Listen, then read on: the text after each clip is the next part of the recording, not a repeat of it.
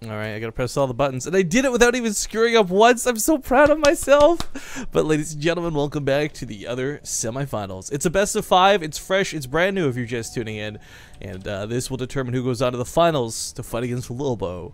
Spawning in the bottom left corner of the map. We'll see if the foreign hope can continue. We already have 1 foreigner up there. There's no way we get 2, right? I don't know, but from Fnatic Gaming, we have the blue Protoss Harstem. Never writes as the red Terran. It's Gumiho. And just quick addendum, I said Fnatic Gaming, and I don't know why. It's just Fnatic, but yeah, there you go. Okay. Sorry, I like to be right about it. Incorrect, blah, blah, blah. But okay, so we got some really cool stuff going on for what has been pretty much the first series today. I wouldn't say Gumiho has any better or worse of a chance going off of the server we're playing on, but it does beg the attention of saying Harstem's got that little bit of a home field advantage. The fact that he's probably not going to feel any latency where Gumiho might feel just a smidge. Well, hey now. Yesterday, Harstem had more lag than his opponent on EU. Yeah, that was really weird, actually. I don't know what was up with that. But Harstem also did kind of squash Marine Lord. And Marine Lord, maybe not quite Gumiho levels of Terran, but still, Harstem showed us just how good his versus Terran is. Yeah. You talked about like maybe playing like more macro oriented than Lobo, and I agree with that. I think he's probably gonna play like he did versus Marine Lord, which is very patient. You know, you got flies around his face, swatting him off, and then when push comes to shove, he actually like push and win, like literally push and win. So if Gumiho does the same thing, which I don't really think he's gonna be nearly as like, he's not gonna play like Marine Lord. Marine Lord was everywhere, like with Doom drops, regular drops, like not waiting a long time to get Vikings and Ghosts. Yeah. And Gumiho, he can play that style for sure, but he can also he can mech first of all, which is cool. But second of all, he can just do like the chill, wait till 14 minutes and like push and just win with a huge army. But I already like what Harstem's done to start. That little bit of a subtle building placement that kind of helps deny Reapers from being able to just run through your probe line and around the probe line. Not that a Reaper seems to ever be that big of a deal for Protoss players anymore, but this just adds to the fact that it will not be able to get much done other than basic scouting. Yeah. I'm actually a little bit curious. We always talk about this. There's some players out there who do have that niche for abusing maps, like tanks down here. If it was Supernova, we'd say this would happen without a question, but I wouldn't rule it out for Gumiho, somebody who's very tank keen himself when given the opportunity. Oh, it's gonna be barracks build, so womp womp. Yeah, womp womp. Save for opening, of course, when you go for the faster command center. This does, of course, help you check off that nasty paranoia of, is an Oracle coming?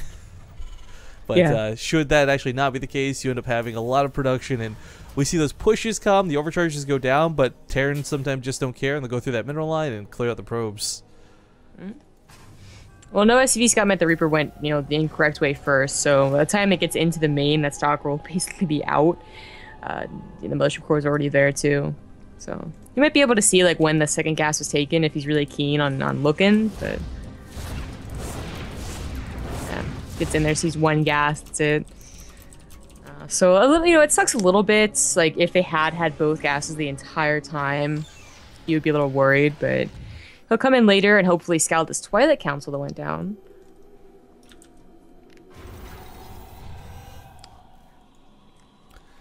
Well, for Harstem's sake, one of the cool things I'm really hoping to see is he's not a guy who's really afraid to use storms.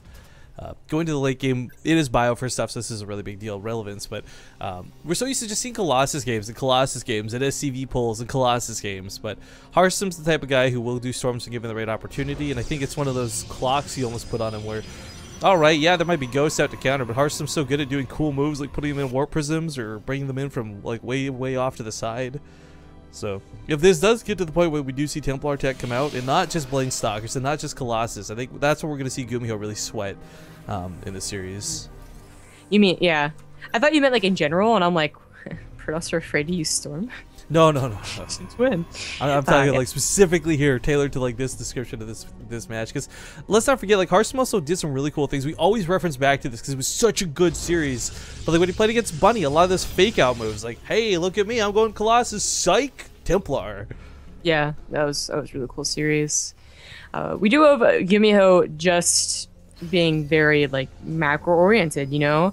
And that's what I was kind of talking about. Like instead of doing like the Marauder slow push, combat show push, any type of push just to get the overcharge, he just waits in his main for a while. And he might bait out the overcharge, but I don't know if he's going to stim in and get it. Although stim might be finished by the time he makes it way over there, and it actually might be worth it.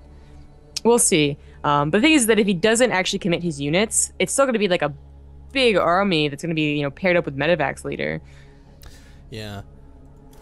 Well, I'm wondering, for the sake of what's coming, I mean, this is a really scary attack. It might not be the biggest push in the world, but because he went stim first, it's not going to quite be the sickest timing with combat shields, but it will be a situation where he could potentially just stim through and say, well, I don't care that you have overcharge. Let's get damage done. Let's tango.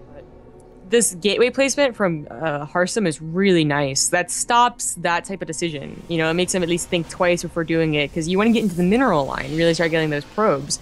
And if a gateway's blocking you out, you don't want to have to filter through. It's just like these seconds are very important. Oh, he pre-stims to go for the Mothership Core. Oh. Reaper dies over here, but he barely doesn't quite kill it in time. The Mothership Core does get the foot on overcharge off. Probes are being pulled out of this, but if these get to the main, this gets really problematic. Stalkers trying to blink away for safety, but they have to block the army off on the ramp to an extent. So does kill a lot of the Marines, and Gumiho really does not get his money's worth for this attack. Yeah, I actually don't know about that attack. I mean, I guess on one hand he did kill the Mothership Core, so there's not going to be a second overcharge or recall or anything quite so silly, but yeah, that was his entire army. Yeah, and it was just for like lost mining time. I mean, resources lost looks okay, guys, because it's the gas value that gets added into this, but realistically speaking, Harstem's taking a third and not breaking a sweat. You know, if he didn't pull those probes, he probably would have lost more than 4, and that's when maybe that becomes really, really worth it, but that did go south very quickly for Gumiho. Yeah. When you imagine what like the other alternative is, which is like not to stim in there and just go home, bigger army, but also that third probably would have gotten canceled. There's no way those Blink Stalkers take on the army just by themselves. So definitely would have gotten a cancel. But now he has to wait for his Medivacs before he wants to push. And he might still get a cancel. I mean, he certainly is going to still play with Medivacs, you know, probably quite heavily, but opportunity missed. I really enjoy that he took this third base as well. We always talk about how, you know, Protoss usually do, but Terran as well can abuse this base. You know, low ground, Marine sitting there. We're not going to see anything quite as abusive as we saw a little bit versus Impact, of course, but just be able to use your range and the terrain against Zealots is really, really crucial sometimes for an attack. But coming forward, we do have a Colossus out. The second one's about to join it. Extended Thermal Lens is not finished, and I don't even think it's been started, actually.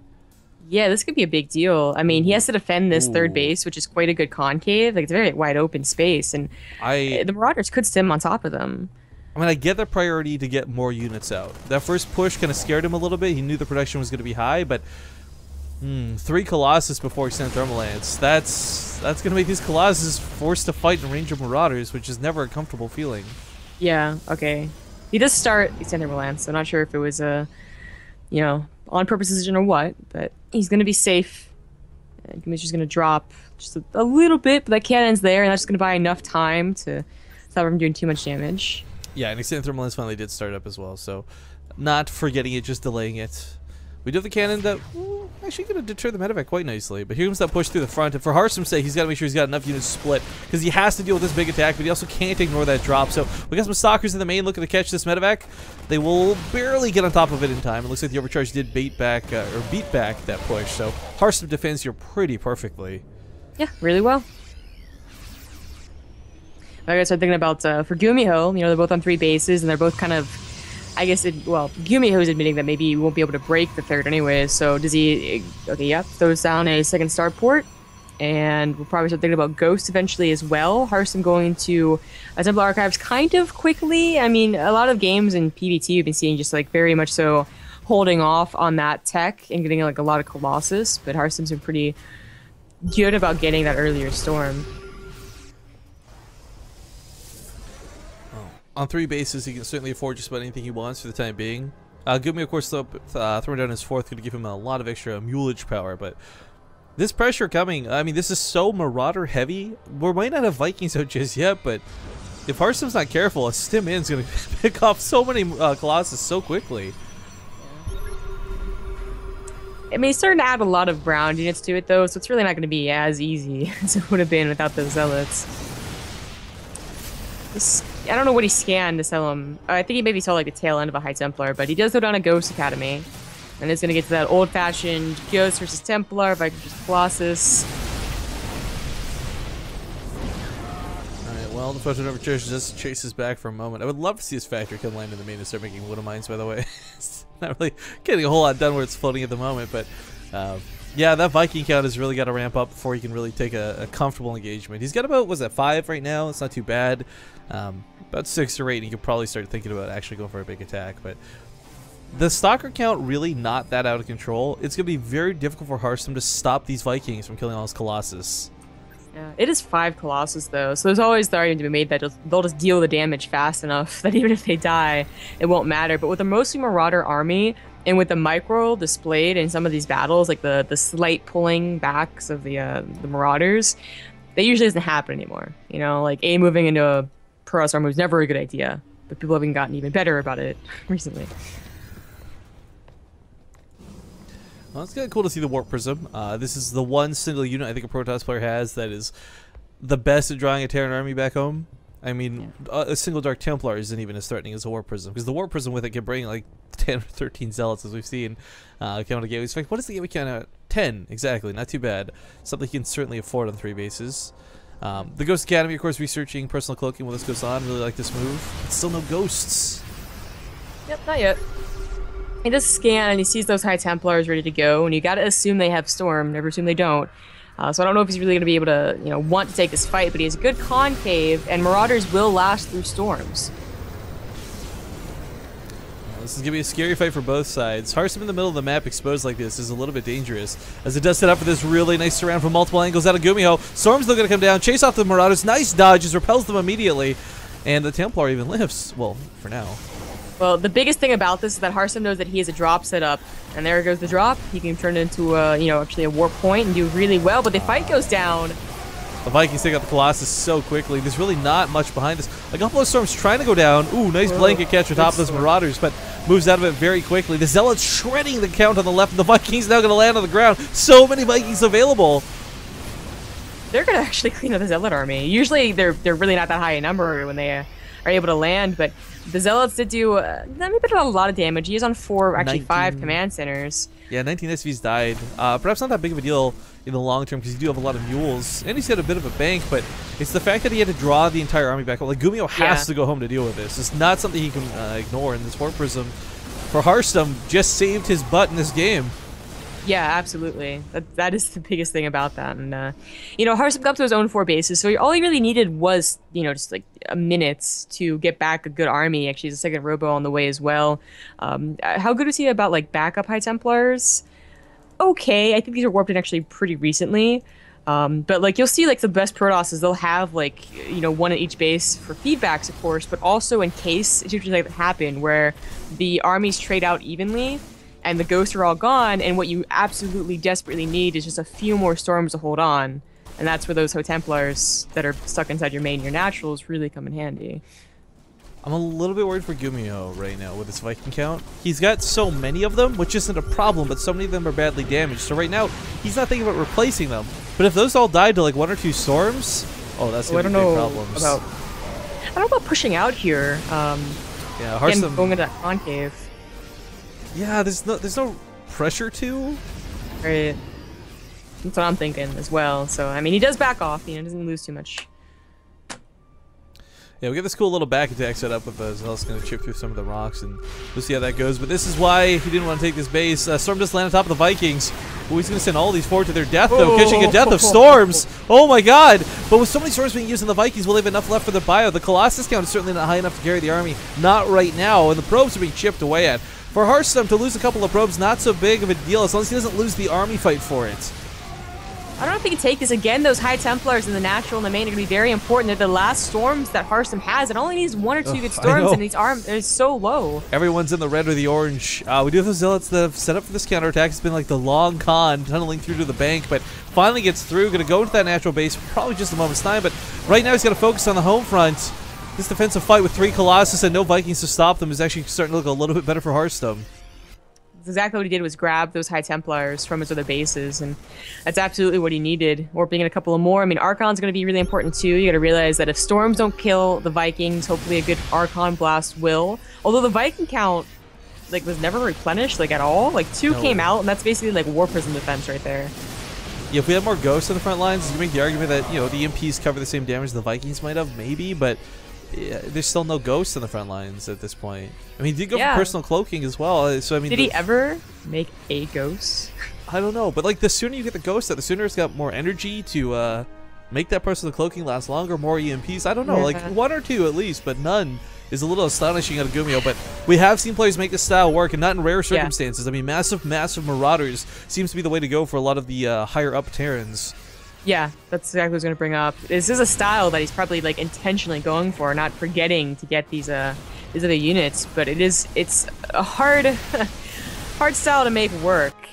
Well, double drops managed to sneak around the map while this goes on. Harstem perhaps getting a little bit too focused on the front lines. Doesn't quite see this coming, so these do land without any Warpins to defend. A Dark Shrine's coming up. This will actually be great for defense later on. Morzelis did, by the way, sneak by through that northern location while this happened. So Gumiho fighting the front lines. Harstem and Gumiho, though, both taking damage behind this. Looks like Harstem will clean this up pretty quickly. Gumiho, though, still loses 11 more SCVs. Harstem now pushing the front lines, too. This is getting so scary. Without Vikings, 4 at a time are coming, but I think it might just be a little too late. There's so many storms available for this. Oh, my God, that first storm on the army. Stim goes down as well. Not helping the case here as these Marines start to just pop off and dissipate. Gumiho now in a lot of trouble. The Colossus have got nothing to stop them. Oh, my God, he ran into those storms that time. Devastation. Yeah. I didn't mind the lack of ghosts, but I definitely minded the lack of Vikings. Like I think that's what Gumiho realized too. Like, okay, maybe I should get Vikings at the very least. But he didn't have a gas actually. He had a big mineral bank, but not gas. Maybe, but ladies and gentlemen, Harstem takes the first game off of the Gumi God and puts them up 1-0 in this best of 5. Gonna play a small little EIZO break for you all. Stick around. We'll be back with map number 2, which is